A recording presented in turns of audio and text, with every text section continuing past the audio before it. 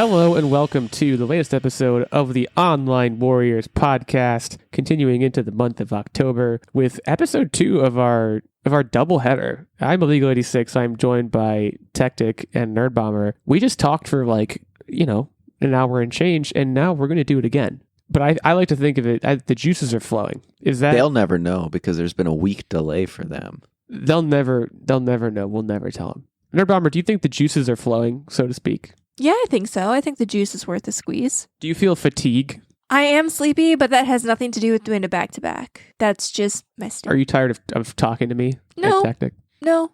Not yet. Give it time. We got a whole hour to get through, or thereabouts. Let me just head this off right away and say there's going to be no quiz today. So if you showed up to see me, first of all, if you showed up to see me lose in a quiz, you'd be disappointed because I won the last quiz. If you showed up to see someone lose at a quiz, you're also going to be disappointed because we don't have a quiz today. This is our first episode without a quiz in a long time. I feel that's not true. We have a lot of 2-person episodes. Just don't even worry about it. We don't have a quiz today, but we have some great news topics today. We're going to be talking about the Sphere. Look, you guys are on the internet. You've known about the Sphere for a long time, but now the Sphere is actually doing stuff. Like, it's been built for a while. Nothing's been happening, but now people are doing concerts in it. There's a lot to talk about there. We're going to talk about PlayStation. I'm a PlayStation boy, so we're going to be talking business. I think we're going to be talking some portfolios. Technic, how's your portfolio? We haven't talked portfolios in a while, so we'll get into portfolios, and then we're going to be talking about Argylle. And I wish I was talking about the kind of sweater or the kind of sock.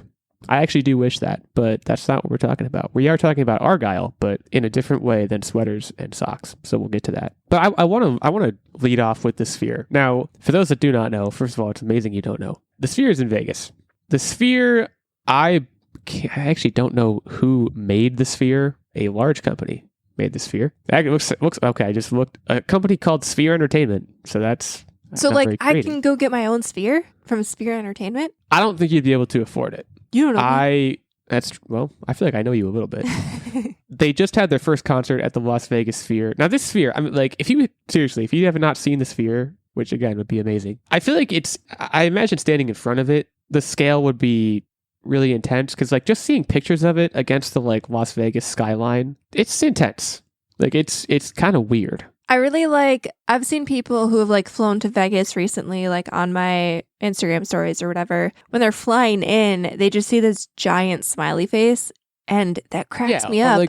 Like people driving down the road, they just see like a big basketball. It's wild. I love it. I hate it, but I also love it. Like it's one of those things where like it is definitely not natural. Like we should not have this thing. Like I can't imagine what the birds are doing and what they think of this thing. I'm so glad you brought that up. Like, in terms of, like, nature, I'm sure it's screwing up a lot of stuff. But in terms of just, like, it being kind of sweet to look at, it's kind of sweet to look at. So the news story is we got footage of the inside of the dome, right? It hasn't been seen before, and they were able to project what looks like a sprawling landscape. One thing that I wanted to mention, this is why I just kind of wanted to cut right into it, is Nerdbomber brought up the birds. Whenever you have a concert or any kind of indoor event, there's always these like rogue birds that get inside. Those birds are stuck in there for life, and they're going to be bashing the wall like crazy because it looks like I said, a sprawling landscape, like a wide open desert, no obstructions. You can just go for miles. Well, I got one thing to say is, that's dark. I've pulled up some some numbers very briefly. The Sphere cost $2.3 billion. It just came out either today or recently. A 1-week ad campaign in which you can use the outside of the Sphere to like advertise a movie or something.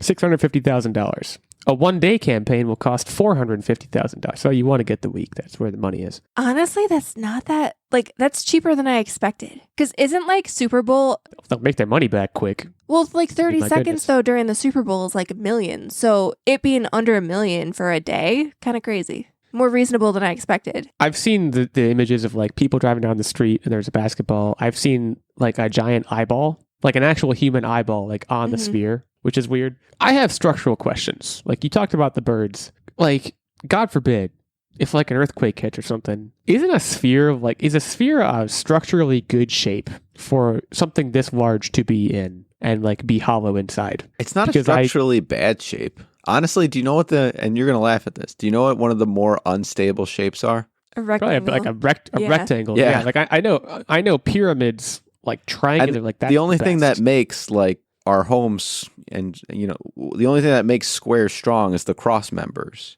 You always see Right. those like on barn doors is a great example. You always see the cross member because it wants to Triangular. just sag. Right. So, okay, the reason we're talking about the Sphere, they had their first concert this week. It was U2. Tickets, the cheapest tickets for the show were about $400. I assume you guys, like myself, like you've seen some video and some images from inside the Sphere. It's pretty cool. But like I don't know if I'd pay $400 to sit through any concert, first of all. But in the Sphere, like I'm more likely to, I guess, pay that much money to watch a concert. I saw a lot of tweets to the extent of like, oh man, wouldn't it be cool to watch like the Lord of the Rings in here? Which is true. It probably would be cool. I do have questions about the acoustics. Like, and again, I should know probably, but like, are acoustics in a Sphere good or bad? I mean, it probably depends on like the positioning of the speakers. And I'm sure because it is such an expensive structure and it was, built with being able to host concerts and events in mind, I'm sure they probably figured it thought out. about it. Yeah. I mean, plus the Sphere is not that far of a deviation from, say, like a stadium dome. Yeah.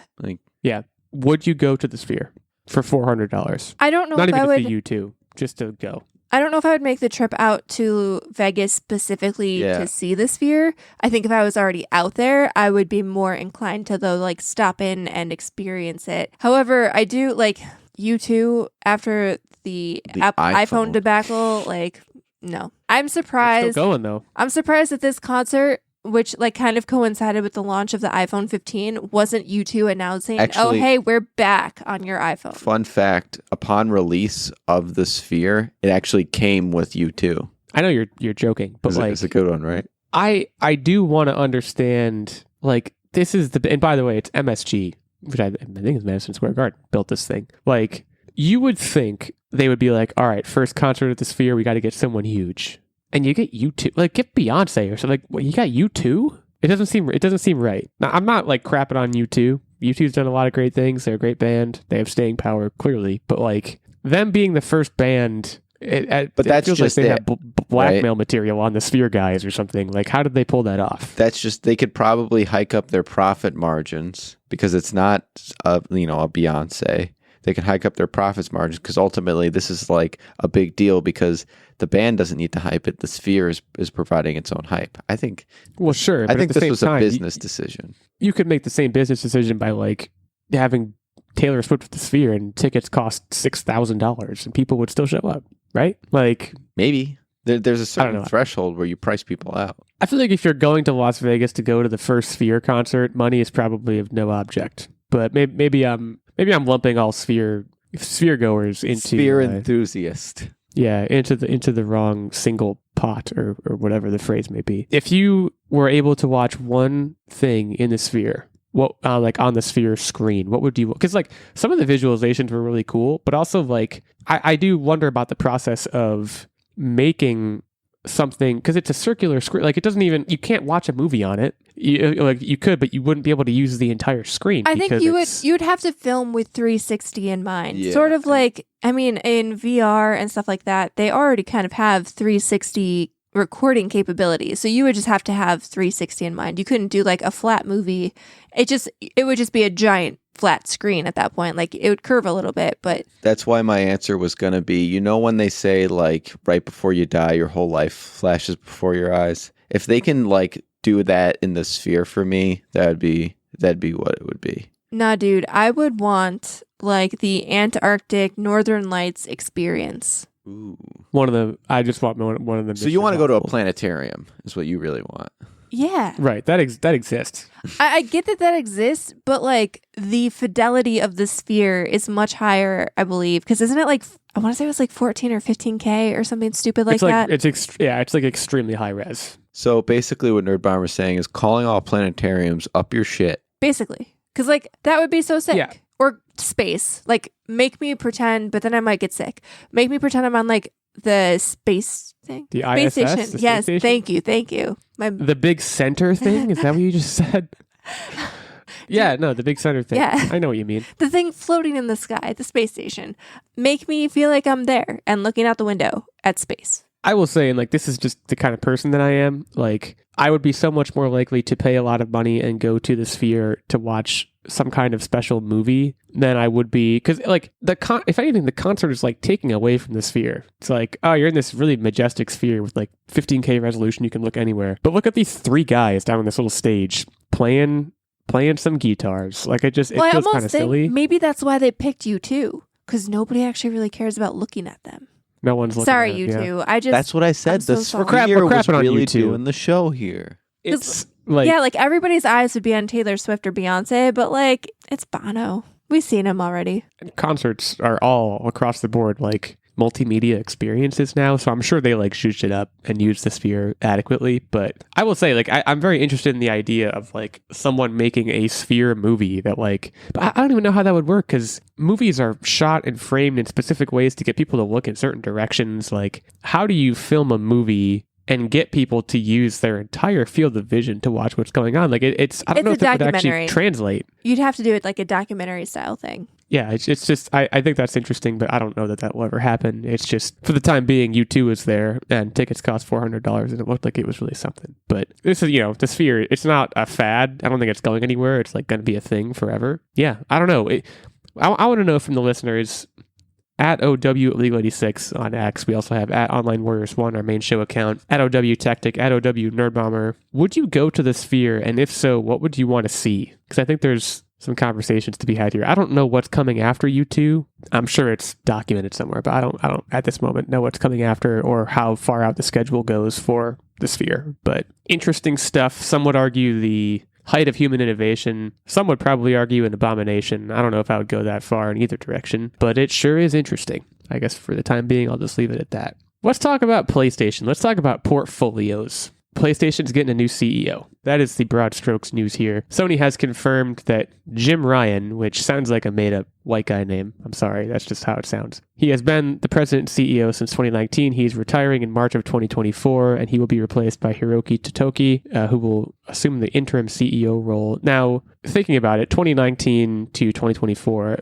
basically this was the PS5 guy. Now, to be clear, it sounds like he's retiring, like he's not being forced out or anything. The PlayStation 5 has sold 40 million units so far since the November 2020 launch, which is behind the PS4. I want to talk about this kind of in the context of what's next for Sony. Like, if you were this new guy, obviously, I'm sure the PS6 is already in heavy like development. We obviously have no idea what that looks like, but like, I don't know. I guess I really want to talk about PSVR. I was thinking about that a lot while reading this. Like, I think PSVR 2 is out, but it's so much like, I feel like it's so not a thing. I don't know if that's going to last. Yeah. I don't know what the next console generation looks like, but I don't think PSVR is in it. I do think that, like, we just saw that they're going towards handheld, so I think that may be what the PS6's big thing is. Well, pump the brakes on calling them handhelds first and foremost. But you bring up a good point. PSVR, the handhelds. I think a change in CEO is a good move. One, he was sort of, way away, not really like at the helm of where everything was, because he was working in Europe while trying to manage in North America. So, and don't get me wrong, I'm pro remote work and things like that, but it seems, and based on his interviews, it seems that there was a disconnect for him, or that it was a struggle rather. And then the other side of it is when you look at things like the VR and the handheld. So the VR still is like, it's okay, but it struggles. It's still kind of clunky. There's probably a lot of innovation to be had there. And then the handheld, we're not really talking a true handheld system. We're talking a cloud-based system that is an additional thing that you have to purchase on top of your already $500 console. And so having I think a change in direction, I think, is going to be a positive for Sony, because maybe they'll start to listen to, podcasters such as the Online Warriors who have valid opinions of what the heck are you guys doing? Follow Nintendo. We do have valid opinions. Or do something completely different. Don't do this half-assed in between. I don't think I want to say follow Nintendo, because that's why I said or do something completely different, not this half-assed in between. Well, I think so. The Jim Ryan era for me, because he became the CEO in like 2019, I believe. And correct. he basically inherited, and I know he's been with the company for 30 years, but he inherited his CEO-ship when Sony was at a position of strength. Like, Microsoft had really fumbled the bag last generation. Like, don't get me wrong, I love my Xbox and was a primarily Xbox player last gen, but they really did fumble the bag in terms of the game offerings. And he kind of inherited this position of strength in terms of, very strong first-party titles that are very cinematic and draw people in. So and then did nothing. That's the kind of thing, like, I feel like he was a more fiscally minded type of individual where instead of necessarily selling the games and the like software, he kind of was like, how do we sell more hardware? Which to me doesn't make a lot of sense because I think the profit margin on hardware, just from what we've seen with the other consoles, isn't that high. They make the most money on you're giving him too much credit. I think he was a ride the coattails. I mean, CEO. Obviously, he made the decision to drive forward stuff like the handheld, whose name is escaping me, and PSVR 2. So like he like dug in on hardware, and I think software is where Sony has shined. Making those big budget, very cinematic games that nobody else is just doing quite like them right now. And even I remember like. He was the main reason I believe that backwards compatibility is kind of wonky too. Like obviously there's PS4 backwards compatibility, but I just remember it. I don't know if it was like an E3 like Q&A thing, but he made like an offhanded comment how the reason why legacy games like PS3 and older are all streaming and can't be played like natively on your console is because nobody wants to play old games anyway, and like kind of saw like Which the is remaster just path. not true. Yeah, and like I think he tried to like milk the remaster path for money. I don't think that's a great outlook. I think a lot of people still like to play old games, so I think maybe having someone who's a little less fiscally minded, but obviously you have to be fiscally smart to be the CEO of a company. But you also want to be into innovation. Yeah, you want to have that person like in the games because that's where Sony wins. Forget the hardware. And don't get me wrong, VR is cool, but like forget all of these side hardware projects and focus on making the best games possible because that's where Sony wins. And it goes even beyond that, right? It's not only they're making the best games possible and leveraging your first party titles, but also you need a CEO that's not just going, what's the best financial option? They need to take a what's the voice of the customer approach. And I'm gonna say something going back to our tools, doing things like House of Quality to break out that voice of the customer and identify what it is that the features that we want. And put that into development, put that into the new products. Don't just kind of go, there's kind of a need for this, so we're going to do this weird thing. Don't do that. And like, I can't knock him too much. I haven't heard the term House of Quality in like 10 years. He just gave me a bit of a brain bleed, but sorry, Nerdbomber, go on. I can't knock him that much because the PS5 launch was very successful. Like the PS5, in terms of like the next gen consoles, has the largest market share right now. So I don't know. I can't fault the guy too much because obviously he stayed the course and charted a successful path for the launch. I mean, I think maybe even for him too, in the next 5 years, they're going to have to, like Techtic said, think about the next console cycle. And he's been with the company for over 30 years.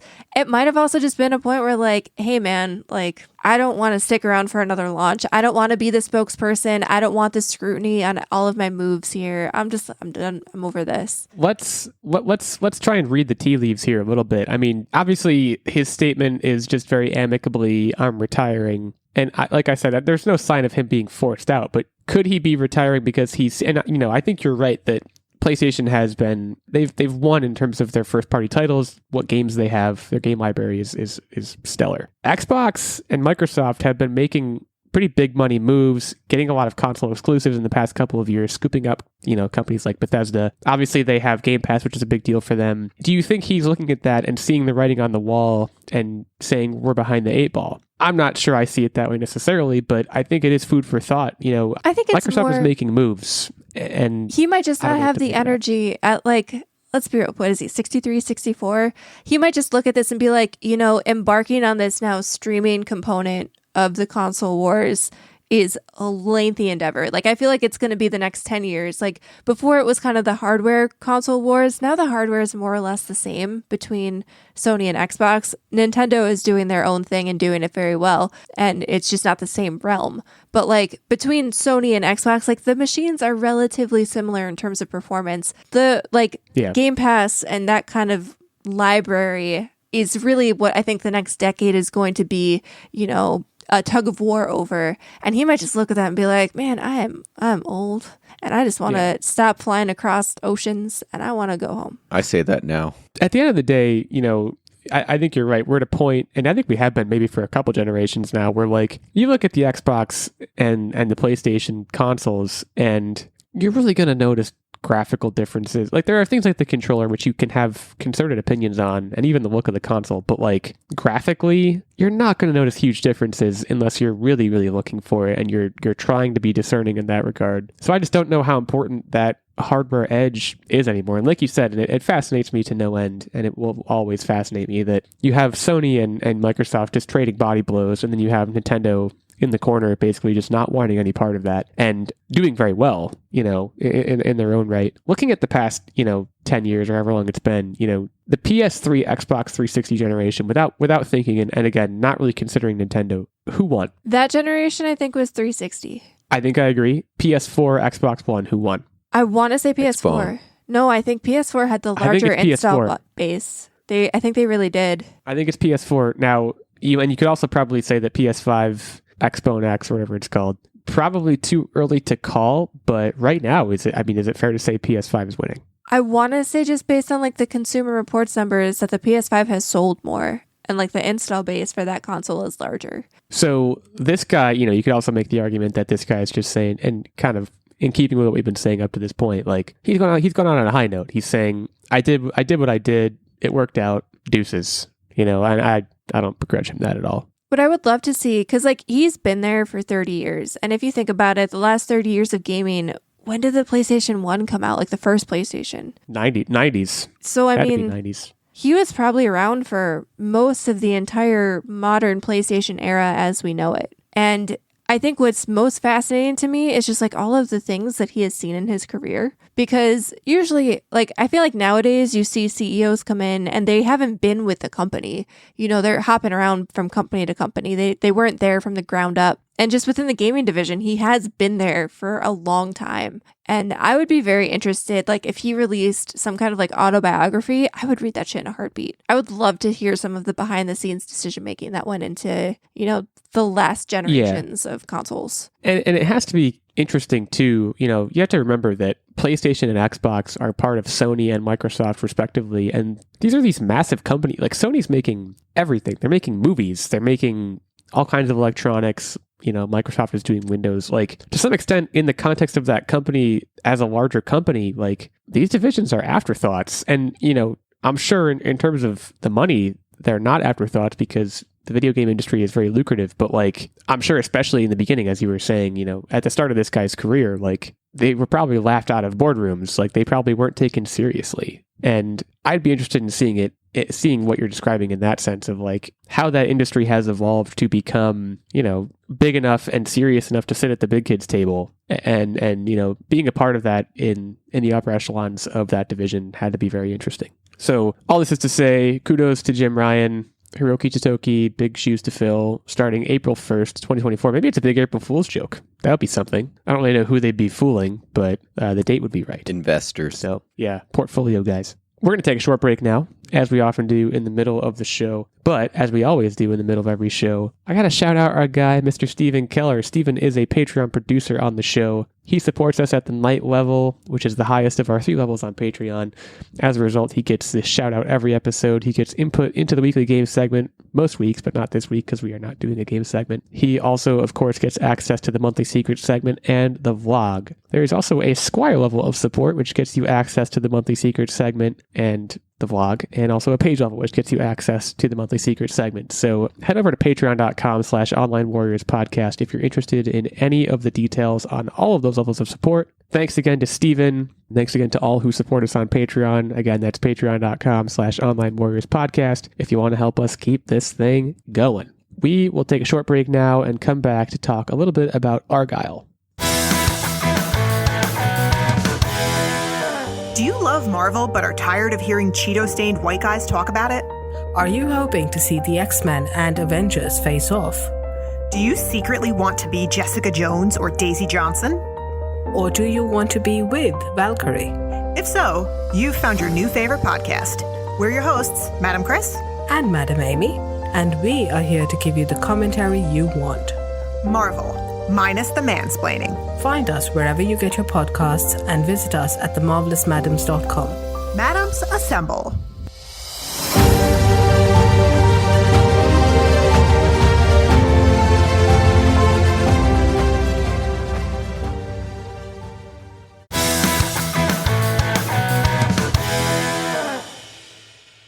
All right. Argylle. Again, not the socks. Not the sweater, not the socks. Unfortunately, I do love both of those things. This is a movie that is coming to Apple TV Plus next year, February 2nd, 2024. Not clear to me if this is getting a theatrical release or if it's coming straight to Apple TV Plus. I might have said that in the trailer. I didn't notice. But this is like this is a big daddy. I mean, this is... So can I give you my good. initial live take? So you were like... Hit me with it. I want to talk about the Argylle trailer. And I was like, all right. And I start watching this trailer, and it's like the first 10, 15 seconds go by, and I'm like, oh, fuck, I hate this. I'm not an action spy movie person, right? Like, once I saw Henry Cavill, I was like, doesn't matter to me. Like, you guys know, I don't subscribe to spy movies. That's not me. And I was just like, oh, I'm going to be, nah, still no. Come on. And I was just like, I'm not going to have a lot to say about this. And then it pulled like a fucking head fake on me. And like 30 seconds in, I'm like, oh my God, this might be the best movie concept I've ever seen in my life. I do like the spy they picked, like the real spy, because Sam Rockwell rules. That guy's awesome. That is truly what like a spy would look like. They don't want to look like these like brooding. Yeah, just a guy. Yeah, they want to look as inconspicuous as possible. So I have a lot. So Matthew Vaughn directing this. He's the Kingsman guy. For those that don't know, which he's also a frequent Samuel L. Jackson collaborator. Samuel L. Jackson's coming back for this movie. Yeah, I mean, the first like 30 seconds of this trailer are crazy because you're like, oh my God, is this really going to be about Henry Cavill and he's going to look like that? Because he looks ridiculous. Looks amazing. And then they're like, oh no, he's a character. And then you have John Cena like just hand pulling people off of motorcycles. Like it's insane.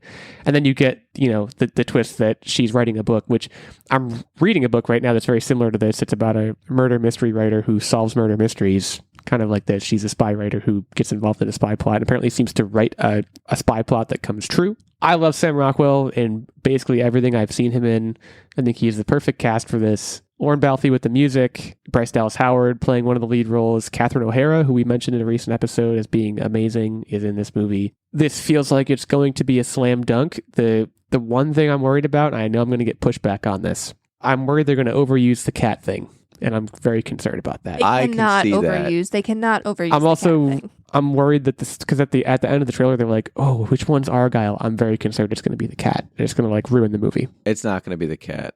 It's her cat. She was being introduced to who Argylle is. That's wrong. What the big twist is going to be the trope that I said. So her vision of Argylle is this handsome, debonair man. It's going to be some like scrawny, unassuming guy or girl for that matter. But I think it might be her mom. Ooh, I like that a lot. Yeah. Maybe her mom was like feeding her stuff to put in the book, like ideas to or stole the plot because she's reading that she stole the plot from the book because she reads her daughter's books and then she puts it into action in real life. Ooh. No, no. I could see her like communicating to other spies what was going to happen or something like that. No, I disagree. Are you kidding me? If you're a spy and like you're feeding all this stuff to your daughter, it's literally putting a red dot sight on her forehead. That's what got her in all this trouble. So she would literally be in trouble, her mom then. So no, you're wrong. That's wrong. That would flag so many red flags. I also think it could be Cranston, who is, by the way, is also in this movie. Bryan Cranston. I think he could wind up being Argylle. He seems like if his name was Argylle Cranston, I'd be like, yeah, it makes sense to me. Super, super into this. Hopefully it's on Apple TV Plus and it just like releases onto that service and I will just watch it the day it comes out.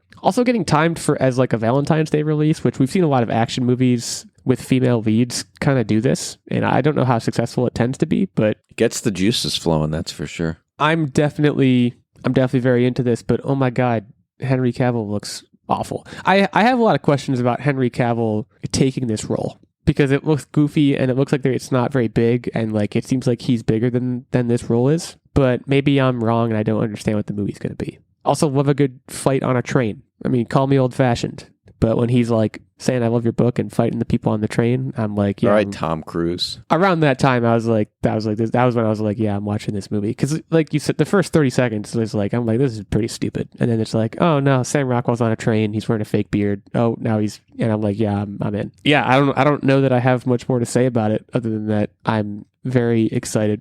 If it's in theaters, I'd probably see it in theaters. I'd throw that out there. So plan your Valentine's Day around it. That's the key takeaway. Well, actually, my wife actually likes the Kingsman movies and she likes Matthew Vaughn, so that might be a sell. Like I said, gets the juices flowing. I'm not talking about your blood either. Ew. The Get out of here. That's juices. Moist. No one likes that. Stop. Yeah, it's grody. So again, February 2nd, 2024. Be on the lookout for that. Shout out Sam Rockwell and Bryce Dallas Howard. And Catherine O'Hara. Good for Catherine O'Hara. She's got it going on. We just talked about her in, I don't know, talked about her in our other bookend episode. So you know how we have What Are You Up To Wednesday? We have How Great Is Catherine O'Hara? That's our new segment. Every episode. Honestly, every week. It's just every day. Catherine O'Hara, you're great. We'd love to talk to you. Home Alone, Beetlejuice, Schitt's Creek. I'm excited for next week's episode. We'll talk this movie, maybe. Tell you guys what else she's great in. We should do, for a secret segment, we should do like a Catherine O'Hara movie bracket. We should just get t-shirts. Just t-shirts of her face. I feel like we're missing like a major Catherine O'Hara, like Big Daddy movie. Quick Googie. There's Home Alone. There's Beetlejuice 1, Beetlejuice 2. First of all, she's been in a lot of movies. Apparently she was in a series of unfortunate events with Jim Carrey. That's pretty funny. Honestly, there's not a lot going on here. Beetlejuice. She was in The Nightmare Before Christmas, apparently. I didn't know that. Pippi Longstocking, if you remember that movie way back when. And a lot of others that I'm not going to mention. Chicken Little. There's another one. She was fantastic in Chicken Little. Oh, also a movie called Adult Children of Divorce, ACOD, with Adam Scott. Oh, yeah, we've seen that. Yeah, that's a fun movie. Shout out to Catherine O'Hara. Oh, and she was in Penelope. I used to love that movie. Oh, yeah, with Christina Ricci. I think I have seen that movie.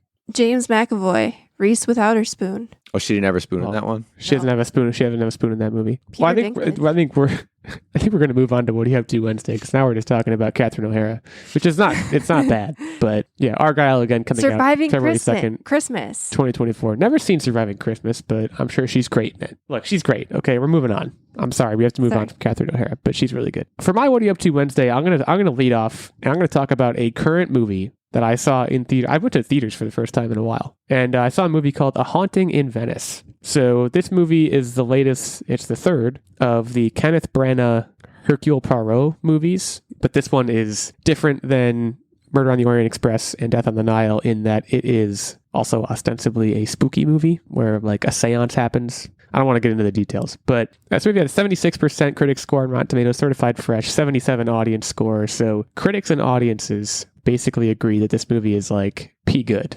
And I can also report it's P good. I would actually, if anything, I would say it's slightly better than these reviews are giving it. I would say if I were to percent it, it's probably be in the 80s somewhere. I would say it is the best of the Kenneth Branagh Hercule Poirot movies. I can't say Poirot, it's really hard. But of those movies, I think this is the best one. Super, super entertaining. The great thing about this genre, and you guys know I'm really into mysteries lately, but the great thing about the genre is that you can get a large ensemble of actors together of varying fame. They can all play characters super broad, take huge swings. It's very camp, but the genre kind of calls for it. And because of what the genre is, you don't really care if someone acts badly, which is good. Yeah, that's a good thing for Tina Fey because she was pretty bad acting wise, but she was an interesting character. So I can't really fault her for, again, taking some big swings. Super, super entertaining, especially around this time of year. I would strongly recommend it. That begins and ends my What Are You Up To Wednesday. I really just wanted to shout out that movie and how awesome it is. So A Haunting in Venice, currently in theaters. Probably if you're listening to this, you should go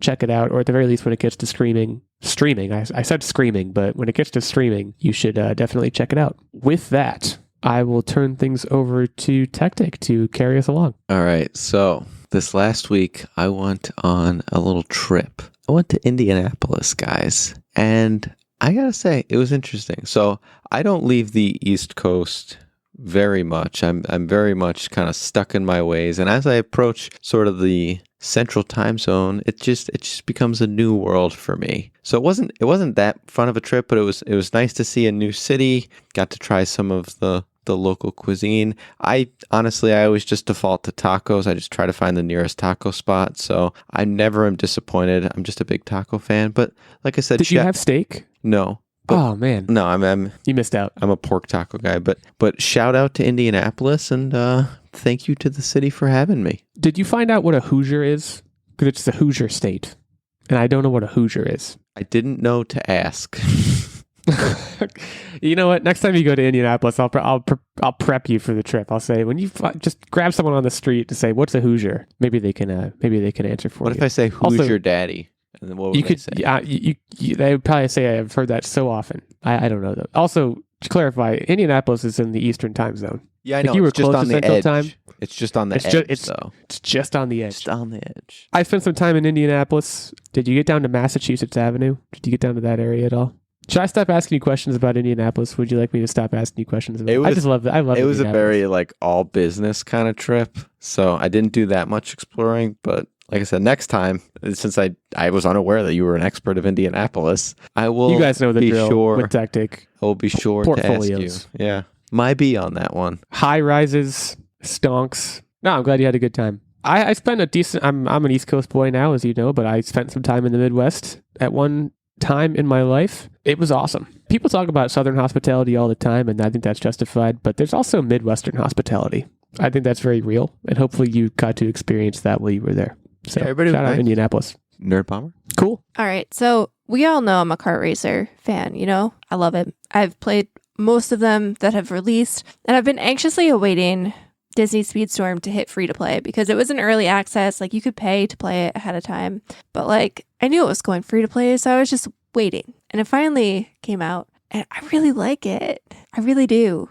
So essentially, it basically plays like Mario Kart in the sense that you drift to get speed boost. There's different pickups that give you powers so you can take out opponents on the track. You have your energy levels build up so you can give yourself an additional almost like a nitro speed boost type deal. There's jumps. You do a trick off the jump, you get a boost. Very standard stuff like that. But what's interesting is that because it is a free-to-play games as a service type deal, there's a constantly evolving set of things to do and unlock. So you start out, there's a single-player mode where they introduce you to Mickey and Donald and Goofy. And as you're playing through the different... That was actually a good Goofy. As you're playing through the different stages, they kind of have a roadmap, pun intended, of different maps and races that you need to accomplish. And then as you do that, you get awards and unlock things. And there's 3 different goals for each race that you have to hit, and then you'll get a star for each goal that you accomplish. And so, you're getting upgrades for your characters, and you basically, the way the game works is you level up your character. So Mickey starts level 1 at a base level, but as you get more power-ups and stuff, you can increase his level up to, I believe, 15. And his different stats then will go up as you level him up. So, when you're starting the game, some races, it'll be you're level 1, perfect, you're in line for this. Other races, you should probably be around level 5 because your stats for your racer won't be as good. But once you finish out the 3 kind of chapters to unlock Mickey, Donald, and Goofy, then it's kind of seasonal roadmaps. So the current season right now is Aladdin themed, Agrabah themed. And every week in this season, I believe it's every week, there's a different, chapter of roadmaps that you can work through to unlock stuff. And you can work to unlock new characters. So I unlocked Jasmine, but I can also work to unlock Genie, Jafar, Aladdin. You can, get stuff to power up your existing characters. There's different maps that are Disney themed. So for the Agrabah stuff, you're literally driving through Agrabah. It's pretty cool. There's one where you launch into the Cave of Wonders, the tiger's mouth opens up and you launch into the Cave of Wonders. And one of the cool things, the racing is pretty standard. There's nothing to really write home about with the racing, but the tracks are entertaining. There's different routes that you can take in each track. So there is a reason to replay races so that you learn the track and what shortcuts you should take. But there's also really banging music. So for each track, they kind of take elements of whatever movie the track is referencing or coming from, and they really like zhuzh it up. It's I can't really explain it so well. Like zhuzh it up how? I guess I'm wondering about that. Like technoify it? Kind of technoify it, but it's not really necessarily like they're just bangers. Rap. They're just bangers. No notes bangers. Just like there's bangers? one. So like the Hercules. There's a Hercules map that you can go on, and like you literally hear they're more poppy. Yeah, they just like are clubby. Popped them up, but like the Hercules song, like the ladies on the pots and stuff. You know how they sing in the movie, like Herc is on a roll, like he's kind of playing in the background as you're going through this map, and it is just, I don't know, it comes together and it works really well, and it's very addicting, and I really like it. Some do not hit as hard. Like the Hercules world is probably the best ones. Others, like I didn't care for Aladdin's soundtrack. Those were and you guys know me. Aladdin's soundtrack, like music as a whole, is like my number one. But that just doesn't get zhuzhed as well as the other ones. And then the other interesting thing of note is, so like all of your different characters, so you know when you're playing Mario Kart and you hit one of like the power-ups to get like an item or something to throw at people, and there's a standard set of items that everybody has across the board, right? Well, but Mario Kart, like you only get certain items if you're in first place. That's like a known fact. Right, but like everybody has access to the same power-ups or skills or traps or what have you. Well, not if you're in first. If you're in first, you only get bananas. But you know what I mean. Like, everybody gets a banana if you're in first. Yeah. In this game, your power-ups are tailored to your character. And there's different, like, classifications of characters. So there's, like, speedsters. There's tricksters, so you're more likely to get, like, traps and stuff that you lay down.